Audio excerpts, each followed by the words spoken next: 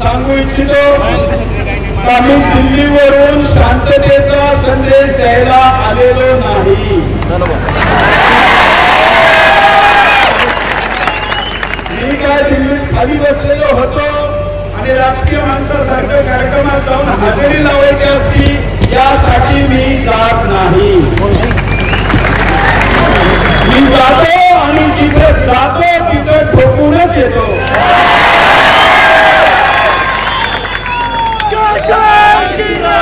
आणि पुण्याला घाबरायचं नाही, FIR झालेलं माझ्यावर 1828 FIR आहे।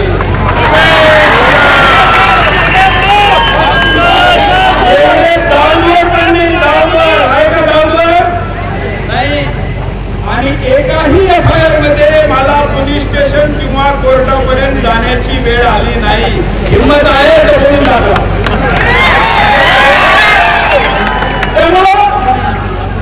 सावध पवित्र घ्यायचं नाही, सावध असलं पाहिजे, परंतु या सगळ्यांना आपण सावध आहे, सज्जन आहे याच्यावर जास्त भरोसा असल्यामुळे त्यांची वळवळ जास्त होती हे लक्षात घ्या।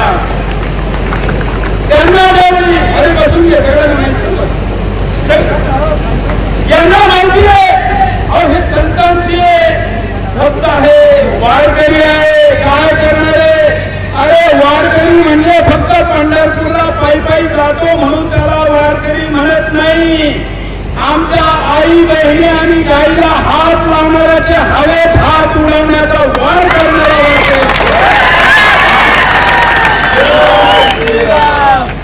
एक काळ आहे ना महाराज, किती किलोचा असतो? दोन्ही म्हणून 1 किलो तर राहतच असतो। एक टाळ कितीतरी टाळके फोडू शकतो। तुम्ही वारकऱ्याला सामान्य समजू नका आणि रामगिरी महाराजांना कोणालाही कुठल्या संताला सामान्य समजायची गरज नाही। संतांनी असं म्हणणं की आपण सगळ्यांचं भलं पाहिलं पाहिजे हा त्यांचा स्वभाव आहे, पण ते संत आहे। तुम्ही आम्ही सैनिक झालं पाहिजे। आपलं काम भलं पाहणं नाही, आपलं काम सजा देणं असलं पाहिजे।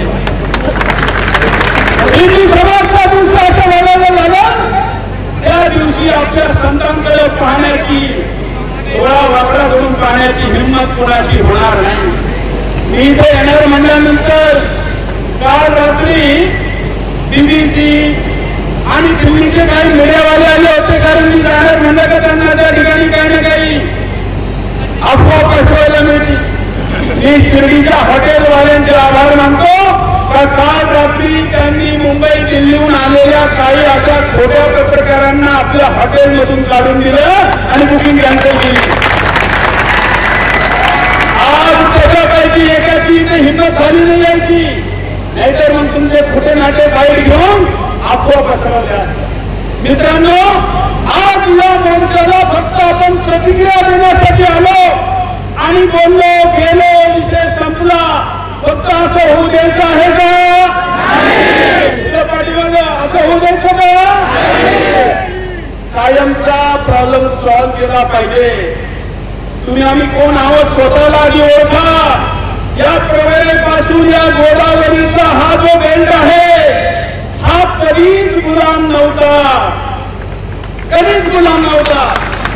इकडे आदिलशाही, इकडे मुघलशाही, इकडे कुतुबशाही, या सगळ्या शाही असून सुद्धा या भागातील हिंदू लढत राहिला म्हणून तुम्ही आणि आम्ही आजही हिंदू आहोत। तुमचे पूर्वज तलवार के डर से अगर सलवार पहन लेते तो आज तुम भी दाढ़ी वाली होते, यहाँ पर नहीं होते। पण तुमच्या माझ्या पूर्वजांनी एवढ्या 5-5 शाळांना टक्कर दिली आणि या ठिकाणचा भगवा झेंडा कधीही उतरू दिला नाही। आपण त्यांची औलाद आहोत। ज्यांचे आईबाप घाबरले, आजोबा घाबरले, पंजोबा घाबरले आणि म्हणून त्यांनी धर्म सोडला, अशा घाबरगुंडांना आपण घाबरायचं अजिबात कारण नाही। परंतु काही गोष्टी झाल्या पाहिजे, सरकारपर्यंत गेल्या पाहिजे, तुम्ही आम्ही मिळून केल्या पाहिजे। त्या कोणत्या या सांगण्यासाठी मी आज या ठिकाणी उभा आहे। या ठिकाणी मी पाहत होतो आता कोणाकोणाचे कॅमेरे चालले, तर पोलिसांचे 2 कॅमेरे लावलेले. मी काय बोलणार. आणि मी बांगलादेशातल्या लांडांना जरी लांडा म्हणलो ना,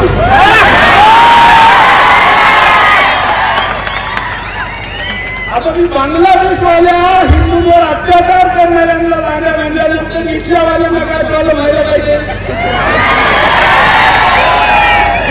पण होतो आता माझ्यावर बांगलादेशाचा काय झाला तर चालेल, तुम्ही काळजी करायची गरज आहे का. आणि एवढा जर तुमचा भाईचारा होता तर रामगिरी महाराजांच्या सप्त्यांमध्ये टोपी घातलेले 4-5 सॅम्पल वाले प्रत्येक ठिकाणी असतात. आता पण झाला होता, माझा पिंपळासला झाला ना, इकडे शिर्डीत झाला होता. सगळ्या सप्त्यामध्ये काही भाईचारेवाले फिरतात. मग रामगिरी महाराजांच्या विरुद्ध ज्यावेळी हे सगळे जिहादी रस्त्यावर उतरले त्यावेळी ते भाईचारेवाले कुठे गेले दिसले का मुलं. कुठल्या मस्जिदवर लावलेल्या स्पीकर मधून असं म्हणलं गेलं का की हे रामगिरी महाराज, नारायणगिरी आणि गंगागिरी महाराजांचे शिष्य आहे. एवढ्या वर्ष त्यांनी कधीही मुसलमानांच्या विरुद्ध काही बोललं नाही, तुम्ही त्यांच्या विरुद्ध मोर्चे काढू नका असं म्हणलं का. बल्कि जुम्मे रवि शुक्रवारच्या दिवशी सगळ्या मस्जिदीमध्ये शब्दा दिल्या गेल्या आणि सांगितलं गेलं का जुम्माचा नमाज झाला त्या सगळ्यांनी रस्त्यावर उतरायचं आणि रामगिरी महाराजांच्या विरुद्ध घोषणा द्यायच्या. हे का शक्य झालं तुम्हाला माहिती आहे. कारण आपण खूप पुढे आहोत. मी आज एक तारीख सांगतो, मला आता माझ्याबरोबर कॉलेजला जाणाऱ्यांनी आठवण करून दिली. याच चौकामध्ये नितीनला आठवत असेल, आम्ही मुंबईला एक मोर्चा काढला होता 7 सप्टेंबर 93. त्याची सभा सांगता सभा जिल्ह्याची याच मैदानात याच ठिकाणी संध्याकाळी झाली होती 5 सप्टेंबर 93 साली. त्यावेळी मी म्हणलो होतो, त्यावेळी तबलिगी जमात इथून जात होती, अशी इकडनं तिकडे जात होती आणि मला इथून ती दिसली. मी म्हणलं हे दाढी टोपीवाले दुसऱ्या गावातले जर तुमच्या शहरात आले तर उद्या तुमच्या शहराचं पाकिस्तान झाल्याशिवाय राहणार नाही. तरी 5 सप्टेंबर 93 माझं भाषण संपल्यानंतर इकडे आपले काही मंडळी म्हणली, सुरेशजी आमच्या गावातले 10-12 घरे. म्हणलं तुमच्या 10-12 घरांना 24 घरं व्हायला 50 वर्ष लागतात, यांच्या 10-12 घरांना 120 घरं व्हायला 4-5 वर्ष लागतात. त्याच्यानंतर मला डोकोपणी असाच धार्मिक सप्ताहानिमित्त विश्वशांती समारोहाला 96 ला इथं आलो होतो. त्याही वेळी या बाबा लोकांबरोबर प्रवचनातून म्हणलो तर आता पुन्हा संख्या वाढली. त्यावेळी राहता काय म्हणायचे, नाही हो आपल्या समोर त्यांची काही हिंमत नाही. आपण त्यांचा खरा ताकदीचा अंदाज कधी घेतला नाही. त्यावेळी असं म्हणले, मी म्हणलं त्यांची सगळ्यात मोठी ताकद जर काही असेल तर ती जनसंख्या आहे. आणि राहता शहराला आज एक नवीन नाव द्या. मी जरा माहिती घेतली सगळी पोलीस रेकॉर्ड मधून, या ठिकाणच्या सिव्हिल रेकॉर्ड मधून. तुम्हाला असं माहित झालं का राहत्यातल्या मुसलमानांच्या मुलींचे लग्न झाल्यानंतर त्या दुसऱ्या गावाला जात नाही, तो जावा इथे राहायला येतो म्हणून संख्या वाढलेली आहे. आता राहत्याचा परिचय मुसलमान जावयाचे शहर असं होऊ द्यायचं का नाही. ते होऊ द्या, काय जावायचं झालं ना. कारण तो जावा एकटा येत नाही, तो एक पोळी करतो, अजून 3 आसपासच्या शोधतो आणि 4-4 व्हिडिओ आणि 44 बचोगा कार्यक्रम चालू ठेवतो. आता असं झालं तर तुम्ही टाळी वाजता हसता, पण हा हसायचा विषय नाही. हीच त्यांची ताकद आहे. या सगळ्यांना विचारतो खाली वर सगळे 4 मुलं कोणाकोणाला हात वर करा, ज्याला 4 मुलं आहे पूर्ण पहा. एक झाली उभा 2 जणांना फक्त एवढ्या व्यक्तीमध्ये 4 मुलं आहेत. ही सभा जर मुसलमानांची असती आणि 4 मुलं असं म्हणल्यानंतर काय झालं असतं, सगळे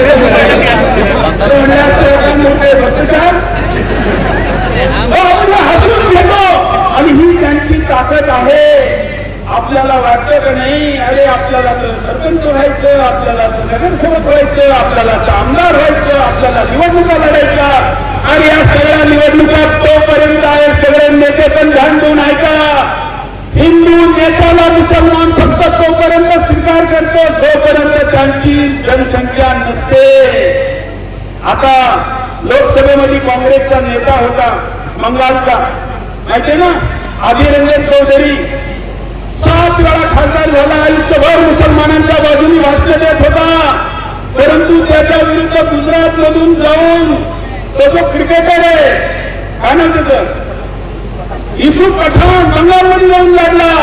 मुसलमानांनी युसुफ पठाणला जिंकवलं, अधीर चौधरीला नाही.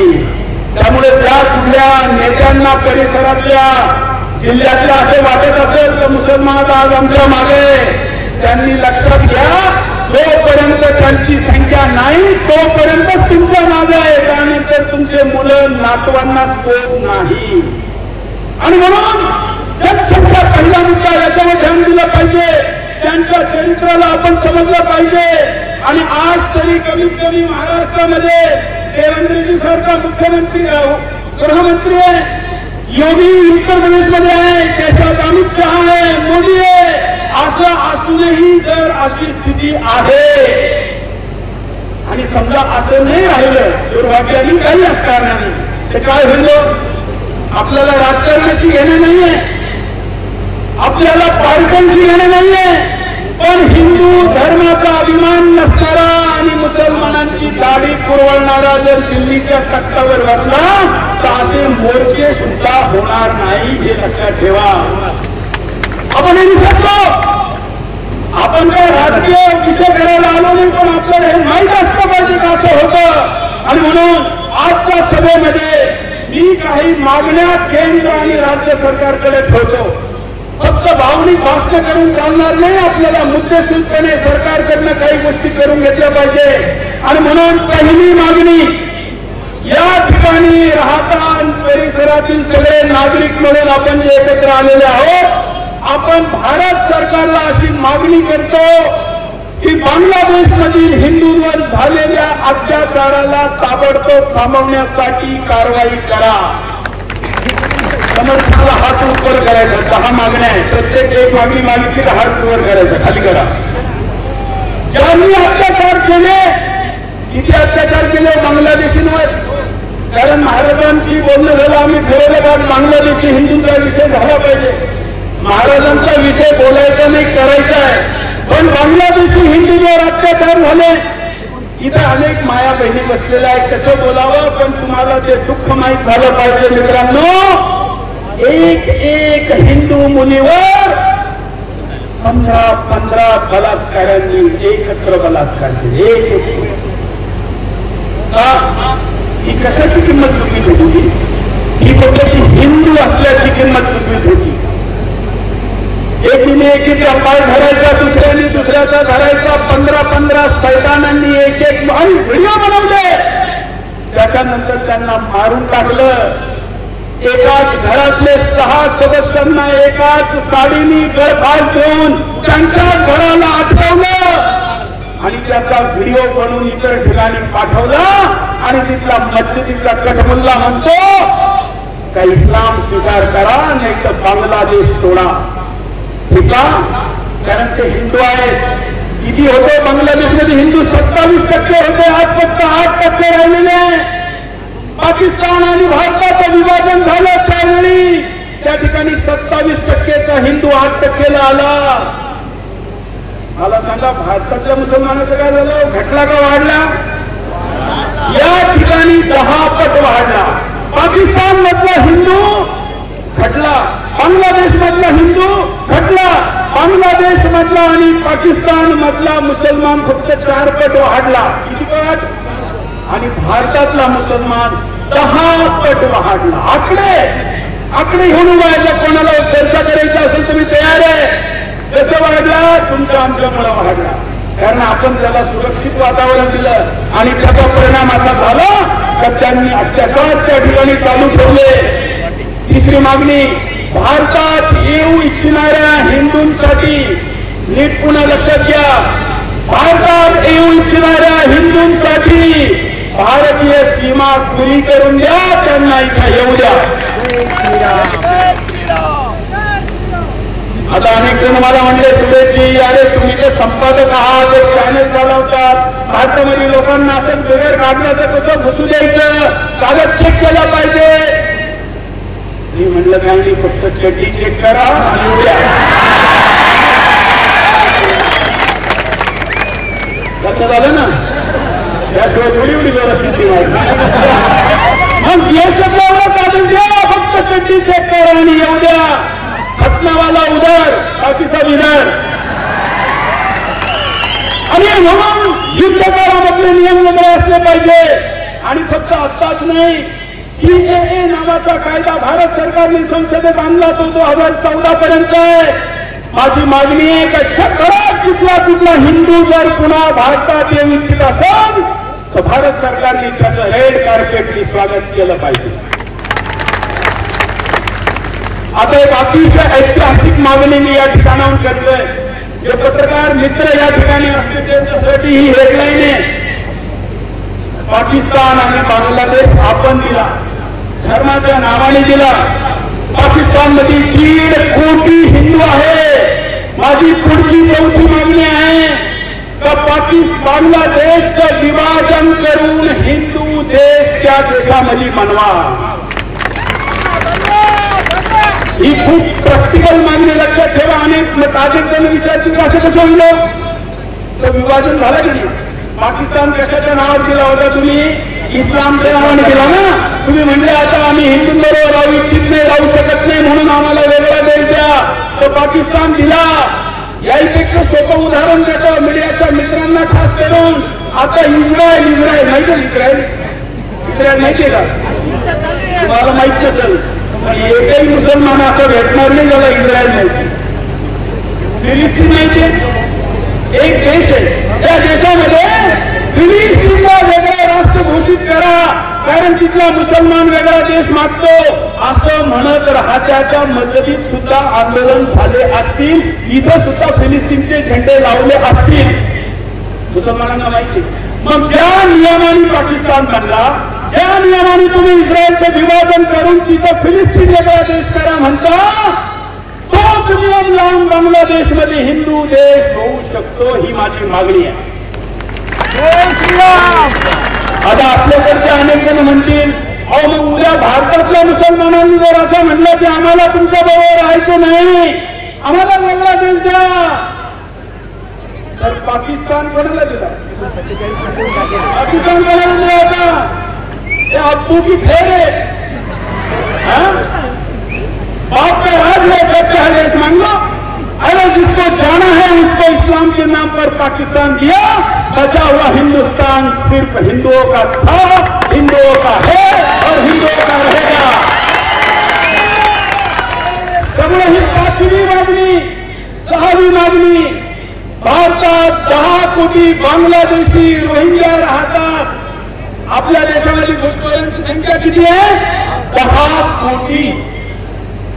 अनेक देशांची जनसंख्या सुद्धा एवढी नाहीये. आपल्या महाराष्ट्राची जनसंख्या 13.5 कोटी आणि भारतामध्ये घुसखोरांची संख्या किती, 10 कोटी. रोहिंग्या ऐकून असेल ना, रोहिंग्या. त्या रोहिंग्यानी भारतात आल्यानंतर मागच्या काही वर्षामध्ये 1,60,000 पोरांना जन्म दिला. बांगलादेशी 71 पासून येतात. 71 देशातले घुसखोर इथे राहतात. महाराष्ट्रामध्ये 80 लाख घुसखोर आहे. घुसखोर किती, 80 लाख. आता मला सांगा, आपण सगळे शेतकरी माणसं आहेत. एखाद्या झाडावर एखादं पांडुळ आलं तर ते झाड कमजोर होतं का मजबूत होतं, मग वाढतं कोण,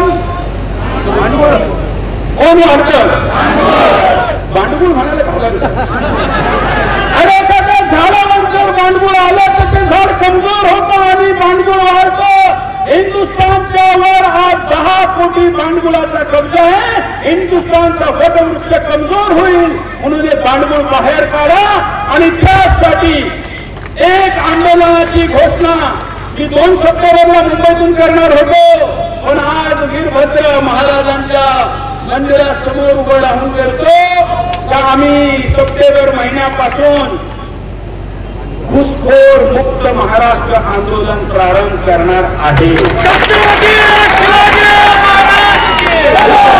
धर्मवीर संभाजी महाराज की आणि आजची सभा इतिहासात लिहिली जाईल का या आंदोलनाची घोषणा हातामध्ये अमुक तारखेला झाली होती आणि हे आम्ही असं दंडुक घेणार। आता कोणीतरी म्हणत होतं नाही, घोषणा देत होते मोठ्या उत्साहात, काय म्हणतो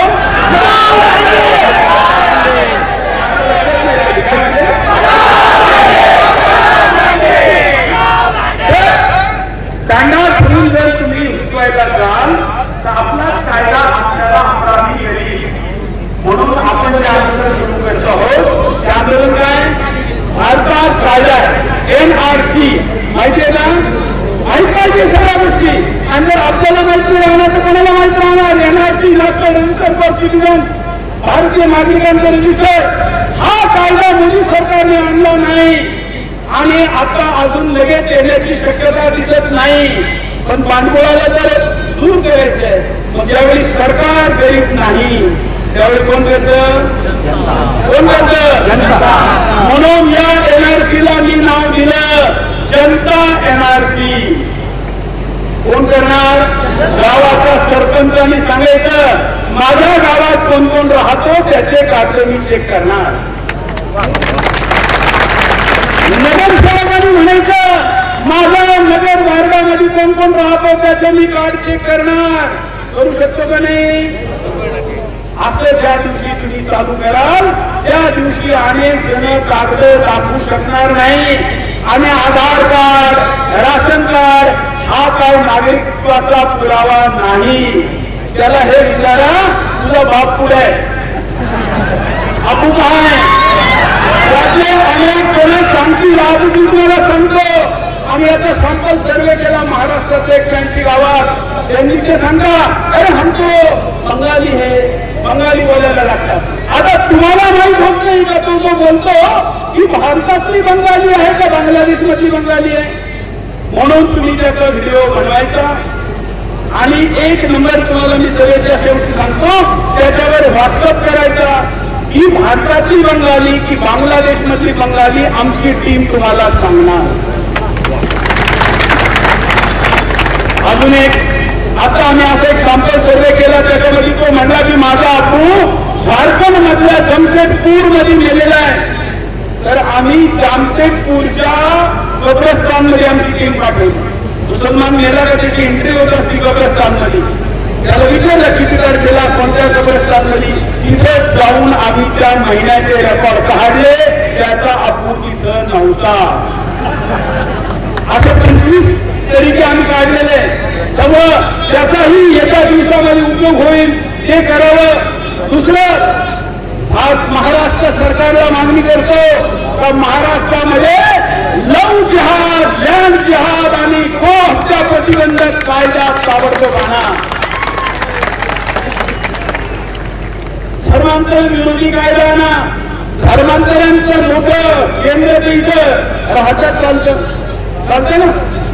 आपल्या गावातले बाप आपल्या पोराला घेताना तिथे जाऊन सांगतो हा फादर, फादरच आपल्या पोराला काय सांगतो हा फादर आहे, पोरग कन्फ्यूज होतो हा फादर का हा फादर। माझ्या चॅनलवर एकदा डिस्कशन साठी एक फादर बसला आणि ते लिहितात ना खाली धर्मगुरू अमुक प्रमुख असं लिहितात, टीव्ही चॅनलवर डिबेटला बसतो, त्याचं पोस्ट होती फादर। आम्ही लिहिलं, आम्ही तिला फादर नाही लिहिलं, आम्ही लिहिलं ईसाई विचारक। तो म्हणतो मला लाईव्ह मध्ये का सुनेची मी डिबेट मध्ये तरच बसल सर माझ्या नावापुढे फादर लिहाल। मी म्हणलं डिबेट साठी मी तुला फादर बनवणार नाही, तुला बसायचं तर बैठ नाही, त्याला उठून द्या। आपण आता मुलांना काय सांगतो आपल्याला माहित नाही, म्हणून धर्मांतरण विरोधी कायदा आणि सगळ्यात 8वा मुद्दा 8वी मागणी महाराष्ट्रासह संपूर्ण भारतात वक्फ बोर्डला रद्द करा। कोणत्याही मुस्लिम देशामध्ये वक्फ बोर्ड नावाची पद्धत नाही, कोणत्याही देशात मुस्लिम देशात नाही, पण भारतात आहे। कोणासाठी, म्हणजे वक्फ संपत्ती म्हणजे अल्लाची संपत्ती। पाकिस्तानला जे मुसलमान गेले तिथून जे हिंदू इकडे आले त्यांची जमीन त्यांनी घेतली, इथली जमीन कोणाला दिली? अल्लाला. आता मला सांगा, जर अल्लाची जमीन आहे तर पाकिस्तानात कोड पाहिजे का नाही? सौदी अरेबियात पाहिजे का नाही? तिथं नाही, आपल्याकडे त्या बंदकोडाकडे किती जमीन आहे? 9.5 लाख. 10 lakh acre, 9.5 lakh something. पाकिस्तानच्या क्षेत्रफळापेक्षा जास्त. आता मला सांगा, 10 लाख एकर तुम्हाला आता धक्का लागेल. महाराष्ट्रात 83 लाख घुसखोर आहे, त्यांच्याकडे 1,37,000 लाख एकर जमीन आहे. किती? बोला किती? आपल्या वावरातल्या जर आपण एक नांगराची फळ शेजाऱ्याने लावली तर काय करतो? तो सख्खा भाऊ असेल तरी फोडतो ना. आणि हे घुसखोर तिकडून इथे येतात आणि 1,37,000 लाख एकर जमीन तुम्ही डिवाइड करून पहा. महाराष्ट्रात राहणाऱ्या शहरी माणसाला किती जमीन पाहिजे आणि ग्रामीण माणसाला किती पाहिजे? महाराष्ट्राचं क्षेत्रफळ डिवायडेड बाय 80 लाख. तुम्हाला हा आकडा भेटेल. इतकी जागा आहे. त्यामुळं नववा मुद्दा, महाराष्ट्राची ओळख, आमच्या राजाची ओळख गडकिल्ले आहे. त्या गडकिल्ल्यावरच्या अतिक्रमणाला काढा, ही आज 9वी मागणी मी या ठिकाणी करतो. आणि नाही काढलं सागरांनी आता सांगितलं. एक व्हिडिओ खूप फिरत होता, काहीतरी हिरवी बिल्डिंगवर कोणीतरी चढलेलं आहे आणि त्याला हातोडा बितोडा मारतात. मला अनेक जण दिल्लीत म्हटले, सुरेशजी आपका राज्य कैसा असहिष्णु हो गया है, ये मस्जिद कोण आहे? मी त्याला म्हटलं, अरे त्या संरक्षित जागेवर अनुमती नसताना, परमिशन नसताना ही बनली कशी? आधी हे विचार, मग विचार की तोडली कशी? जर बनलीच नसती तर तोडली असती का? म्हणजे गैरकानूनी काम तुम्ही करायचं आणि गैरकानूनी काम हटवायला गेलो की आम्हाला कायदे शिकवायचे. आता हे चालणार नाही. आणि आता 10वा मुद्दा, ज्याच्यावर मी सभेच्या सुरुवातीला बोललो, जनसंख्या. मित्रांनो, 1400 वर्षापूर्वी 88 लाख वर्ग किलोमीटरचा भूभाग भारताकडे होता. आता फक्त 33% राहिलेला आहे. किती? बोलत का? किती? हे सांगायचंय घेऊन नातवाला, घरातून जेणे आले त्याला, शेजाऱ्या पाजाऱ्यांना सांगायचंय, आकडे पाठ झाले पाहिजे. 1400 वर्षापूर्वी किती होता? 88 लाख वर्ग किलोमीटर. आता फक्त 33%. आणि असलेल्या हिंदुस्थानातही आपण 9 राज्यामध्ये अल्पसंख्याक आहे. 9 राज्य. याच्यापेक्षा धक्कादायक माहिती सांगतो. हिंदू आपल्या राज्यात हिंदू भरपूर आहे असं आपण म्हणतो ना. अहो खूप आहे आपल्याकडे, आपण बहुसंख्यक आहे. तुम्हाला माहिती आहे, हिंदू जनसंख्येच्या अनुपात मध्ये, पर्सेंटेज मध्ये महाराष्ट्राचा क्रमांक आता 21वा झालाय. 20 राज्य असे आहे जिथं पर्सेंटेज मध्ये हिंदू त्या राज्यात जास्त आहे, आपल्याकडे कमी आहे. 20वा. 29, 36 युटी युनायटेड आपल्या केंद्रशासित राज्य पकडून 36 जरी धरले तर आपण 21व्या नंबरवर आहे. म्हणजे कल्पना करा. आणि यापेक्षा धक्कादायक असे तर फक्त 15 वर्षापूर्वी आपले राज्य 11व्या नंबरला होतं आणि 15व्या वर्षात 21व्या नंबरला गेलं. चिंताची बाब आहे का नाही? आहे का नाही? आणि म्हणून जनसंख्या नियंत्रण कानून आला पाहिजे. आज या जनसंख्याच्या असंतुलनाने काय केलंय? पाण्याची स्थिती अशी केली की तुमचे आमचे आजोबा विहीर, नदी नाल्यात पाणी पाहायचे. मलाही पोहल्याचं आठवतं. नदी नाल्यांमध्ये आपले आजोबा नदी नाल्यांमध्ये पाणी पाहायचे. आपल्याला विहिरीत पाहायची वेळ आली. आपले मुलं बाटलीमध्ये पाहू राहिले आणि नातवंडांना फक्त आसरूमध्ये पाहायला भेटतील. फक्त आसरांमध्ये आपला पाहायला भेटतील. हे चालेल का? आणि म्हणून कायदा आला पाहिजे. व्यवसाय 100% आपल्याकडे होते. राहत्यामधल्या पेरूच्या बागा कोणाच्या आणि कोण तोडतो आणि विकतो कोणाला? मधी फक्त एवढ्या विषयाची मलाही खातो. तुम्ही तोडणं का विसरले? जमीन तुमची, गिराईक तुम्ही, आणि नदी कुणीतरी उभा राहतो आणि त्या पैशातून तो तो पैसा तुमच्याच मुलीला लवजिहाद करणाऱ्याला दिला जातो. अरे ते बागा सांभाळूच नाही शकत, ते देश काय सांभाळणार, ते मुली काय सांभाळणार, ते घर काय सांभाळणार. त्याने हिंदूला द्या ना, मी गॅरंटी घेतो. एखाद्या वर्षी जर काही कारणाने तो हिंदू तुमचे पैसे देऊ नाही शकला, सुरेश चव्हाणचे पैसे देईल. ते आपल्याला या वर्षीचे कॉन्ट्रॅक्ट कॅन्सल करा, या सुरुवात करा. भाषणाने होत नाही, भाषणाने होत नाही, काम केलं पाहिजे काम. अहो आपले महाराज काय दूरदृष्टीचे होते. देशातले सगळे राजे रजवाडे विदेशातून येणाऱ्या व्यापाऱ्यांकडनं काय घ्यायचे, अत्तर घ्यायचे, टॅक्स घ्यायचे, सोनं नाणं घ्यायचे, सिंहासनं बनवायचे. शिवाजी महाराजांनी विदेशातून येणाऱ्या त्या दिवसच्या कंपन्यांना, अंग्रेजांना, ब्रिटिशांना, पोर्तुगीजांना टॅक्स नाही मागितला, सोनं नाही मागितलं, अत्तर नाही मागितलं. ते म्हणजे तुम्ही तुमच्या देशातील तुमच्या सैनिकांसाठी जे आधुनिक हत्यारं वापरतात ते माझ्या मावळ्यांसाठी द्या. हा दूरदृष्टिकोन होता. आणि आज आपण काय पैसे मिळताना आघात झालं, मेहनत करायची गरज आहे. तुमच्याकडे मेहनतीला माणसं नसेल मला सांगा, मी बिहार, झारखंड, ओडिसा मधून तुम्हाला माणसं आणून देतो. कमीत कमी ते गद्दार तर नक्कीच असणार नाही. म्हणून आपले व्यवसाय गेले, जमिनी गेल्या, पाणी गेलं, आपल्या हातातून या ठिकाणचे अनेक अशा व्यवसाय गेले. आणि आता तर नोकरीसाठी सुद्धा माणसं मिळत नाही असं आपणच म्हणायला लागलो. पोरं पैदा करायचं नाही आणि वरून आता शेती करायला कोणी नाही असं म्हणायचं. म्हणून नोकऱ्या गेल्या, शेती गेली. आणि सरकारी योजनामध्ये सगळ्यात जास्त फायदा कोण उचलतो? आता लाडकी बहीण बँके पुढे लाईन कोणाची आहे? मी शिंदे साहेबांना म्हणलं, तुम्ही सगळ्यांना बहीण मानल्या चांगली गोष्ट आहे, पण जो आपल्या बहिणीला बहीण मानित नाही त्याला तुम्ही पैसे देणार म्हणजे भारी चालू. मध्य प्रदेशच्या मुख्यमंत्र्यांनी रक्षाबंधन निमित्त पैसे द्यायचं ठरवलं. मोहन यादवांना मी म्हणलं, अहो जे भावाला राखी बांधित नाही, जो भाऊ बहिणीकडनं राखी बांधित नाही तिला पैसे दिले पाहिजे का? आणि म्हणून सरकारी योजनांमध्ये सुद्धा आपण बदल केला पाहिजे.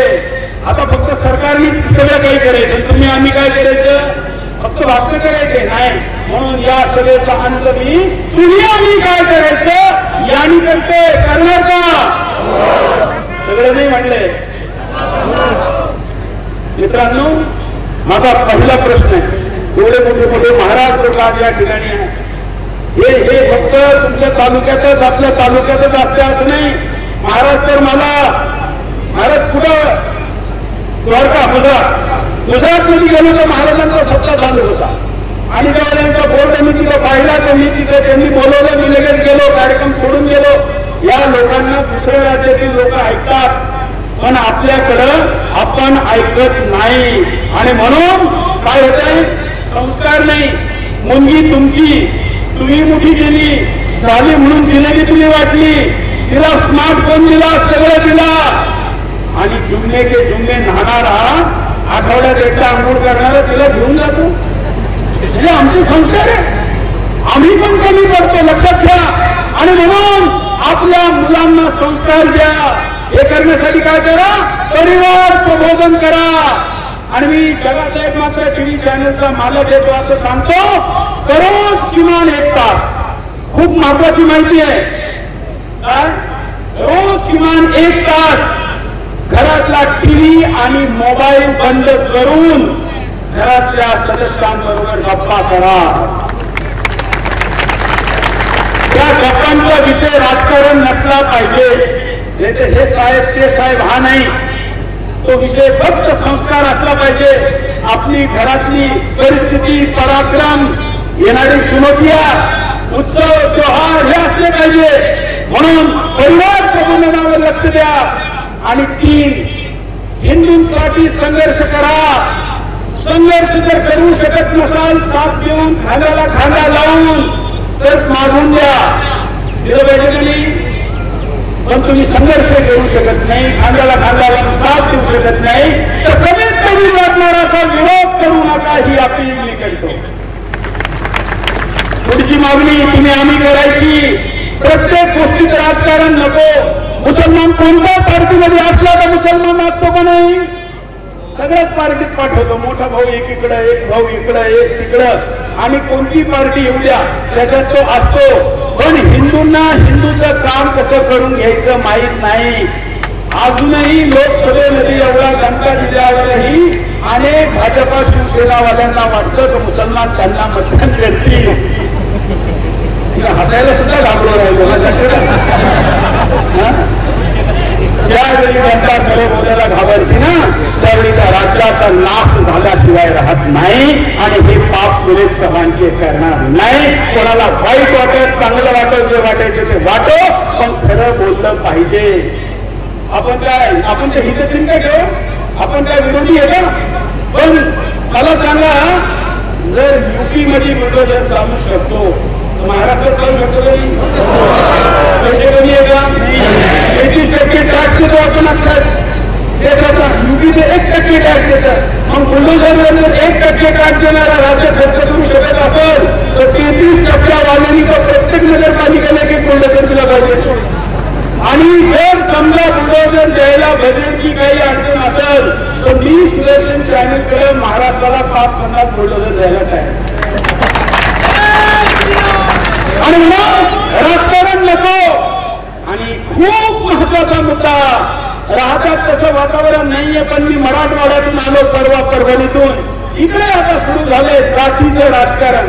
2 मित्र बरोबर राहिले, आयुष्यभर कॉलेज केलं, कोण कोणत्या जातीचं माहित नाही, पण राजकीय वातावरण इतकं गढूळ झालं, एक दुसऱ्याच्या जाती विचारायला लागले. अरे जातीचं राजकारण कराल तर महाराष्ट्राचं बिहार आणि उत्तर प्रदेश होईल. होऊ द्यायचं का? सगळ्यांनी काय म्हणून राहिलं पाहिजे? हिंदू म्हणून राहिलं पाहिजे. त्यामुळे जातीचं राजकारण सोडा. आणि एकदम सगळ्यात महत्वाची मागणी तुम्हाला आम्हाला ती आहे. जसं मी विचारलं ना किती मुलं आहेत, कमीत कमी 3-4 मुलं जन्माला घाला. कमीत कमी सांगा. याच्याशिवाय काही होणार नाही. काही मार्ग नाही. तुम्हाला लक्षात येईल. तुम्ही युरोपचा इतिहास पहा. एवढे मोठे देश बनवले गेले, काही नाही राहिले. जर्मनी गेला, फ्रान्स गेला. तुम्हाला आपलं राज्य घालायचं का? आणि समजा कोणाला वाटत असेल तर आता हे 3ऱ्या मुलाचा 4थ्या मुलाचा खर्च निघत नाही, तर त्या प्रत्येक 3ऱ्या आणि 4थ्या मुलाचा खर्च सुरेश चव्हाणचे करायला तयार आहे. मी माझ्या मुलांना जितक्या प्रेमाने वाढवतो तेवढ्या प्रेमाने त्यांना वाढवेल. तुम्हाला घरी ठेवायचं नसेल तर मला द्या, मी घेऊन जातो. पण हिंदू होऊ द्या. तुम्हाला माहिती आहे तिकडे काय स्थिती आहे? हे जे अनाथालय ना, अनाथालय म्हणजे ज्यांना माईबाप नाही असे मुलं, त्या अनाथालय त्याला म्हणतात. त्या अनाथालयातले मुलं कोण घेऊन जातं तुम्हाला माहिती आहे? 60% ईसाई घेऊन जातात, ख्रिश्चन, आणि 40% कोण घेऊन जातात? मुसलमान. यतीम खाण्यासाठी जुळा, लंगडा, पांगडा सगळी घेऊन जातात का? संख्या वाटते. आणि तो दाखवून तिकडून पैसा घेतोय $1 आणि आपण आपल्या घरात ठेवू शकत नाही. किती दुर्भाग्य. म्हणून मुलांची संख्या वाढा. साईबाबांच्या विरुद्ध एक मोठं षडयंत्र चालू आहे की साईबाबा मुसलमान होते. हे साफ खोट आहे. हे तुम्हाला मला सांगायची गरज नाही. पण असे मेसेज ज्यावेळी सोशल मीडियावर येतात त्यावेळी त्यांना रिप्लाय द्या. अन्यथा काही दिवसांनी बगबोडवाले येतील आणि तिथला भगवा झेंडा काढून हिरवा झेंडा लावतील. त्यावेळी वेळ निघून जाईल. असं होऊ देणार का? नाही.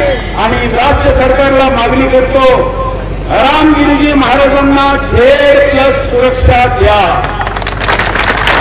समज आम्ही इकडे गॅलरीवाले, इकडे जरा कॅमेरेवाले, हात पोलीसवाले जरा घ्या. सगळ्यांचा पोलीसचा कॅमेरा जरा पाठवा, ही क्लिप पाठवा. सद्गुरू गंगागिरी महाराज की. आणि सुरक्षा कशी पाहिजे? Z+. जशी माझ्या बरोबर मी अगदी बंगालमध्ये जाओ, कोणत्याही राज्यात जाओ, माझ्या बरोबर योगीची UP पोलीस असते, महाराष्ट्राची पण असते. ही महाराष्ट्राला दोष नाही देत, कारण महाराष्ट्र मला सुरक्षा देतं. तर मी कोणत्याही राज्यात जावं तिथल्या पोलीसच्या भरोशावर सुरेश चव्हाणची सिक्युरिटी नाही. कारण उद्या काही झालं तर उपजिल्हाधिकाऱ्याचा आदेश आल्यानंतर गोळी चालवतात आणि आपल्या बरोबर तासे पाहिजे तर कोणी याव केलं तरी करून. म्हणून बाबांना शेअर सुरक्षा द्या अशी मागणी मी करतो. आणि अंतिम जैन, सिंधी, बौद्ध, शीख हे आपलेच आहे, यांच्याबद्दल आत्मीयता ठेवा. आता आपण 1 मिनिटासाठी जिथे उभे आहात ते उभे राहतील, ते बसलेले ते बसतील. आणि बांगलादेशमध्ये ज्या हिंदूंचं बलिदान झालं त्यांच्यासाठी आपण श्रद्धांजली वाहून या कार्यक्रमाला या ठिकाणी संपवू. मौन आता 1 मिनिटासाठी सुरू होत आहे. ते बसलेले ते बसा. माझ्या बरोबर मी शेवटला ओम म्हणाल. तुम्ही सगळ्यांनी एकत्र आपण ओम म्हणू.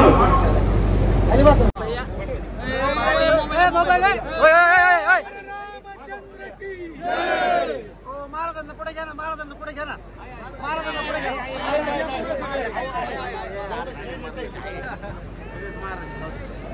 बोल सियावर रामचंद्र की जय, सियावर रामचंद्र की जय, पवन सुत हनुमान की जय.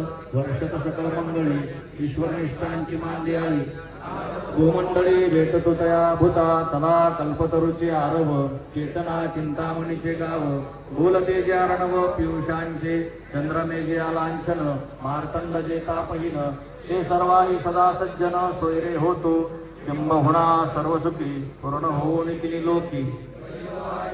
अखंडित आणि ग्रंथोपजी विशेष लोकी दृष्टादृष्ट विजय हुआ विजय. एक म्हणे श्री विश्वेश्वरावो हा होईल दान पसावो. येणे वरे ज्ञान देव सुखिया झाला. येणे वरे ज्ञान देव सुखिया झाला. येणे वरे ज्ञान देव सुखिया झाला.